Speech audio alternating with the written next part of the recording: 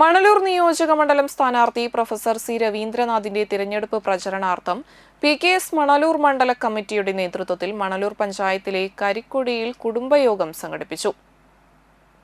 Murali Perunnelli MLA ഉദ്ഘാടനം ചെയ്തു. PKS area committee അംഗം അജിത ശശി അധ്യക്ഷയായി.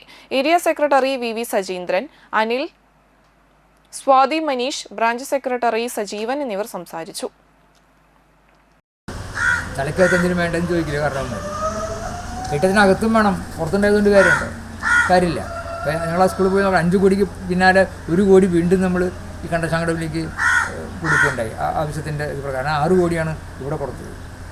അപ്പോൾ എന്താണ് കെട്ടിലും മട്ടിലും വിദ്യാഭ്യാസ സ്ഥാപനങ്ങൾക്കകത്ത് മാറ്റം വന്നു. കുട്ടികൾക്ക് പഠിക്കാൻ 55,000 സ്മാർട്ട് ക്ലാസ് റൂമുകളാണ് കേരളത്തിൽ വന്നത്.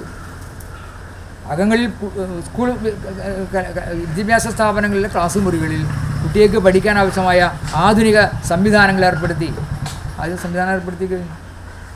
അതിൽ എല്ലാ സ്കൂളുകളും അതിൻ്റെ ഇത് വന്നു. അതിന് നമ്മൾ ഗവൺമെൻറ് സ്കൂളെന്നോ പ്രൈവറ്റ് സ്കൂളെന്നോ വ്യത്യാസമില്ലാതെ എല്ലായിടത്തും ആ മാറ്റങ്ങൾ വന്നു കഴിഞ്ഞിട്ടുണ്ട്. കുട്ടികൾക്ക് നന്നായിട്ട് പഠിക്കാൻ വന്നു. അങ്ങനെ 10 കൊല്ലം കഴിയാറാകുമ്പോൾ ഇപ്പോഴത്തെ കണക്കെന്താ? 10 കൊല്ലം മുമ്പ് 5 ലക്ഷം കുട്ടികൾ അങ്ങോട്ടാണ് പോയതെങ്കിൽ ഇപ്പോൾ സ്ഥിതി എന്താണ്?